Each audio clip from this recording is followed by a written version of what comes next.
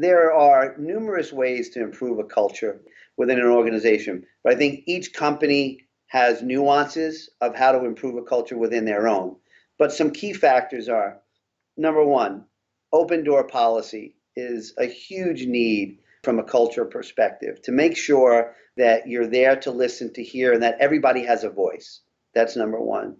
Number two, treat each individual employee with the respect that you expect yourself as a leader, a owner, a driver, whatever the case may be.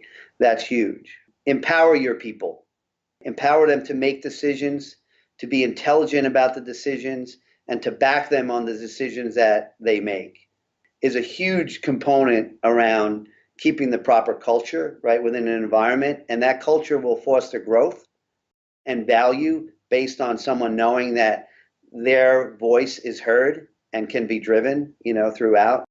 For family, every organization should have a family environment, and that what we mean is to treat everybody as if they're part of a family and do things in association with that.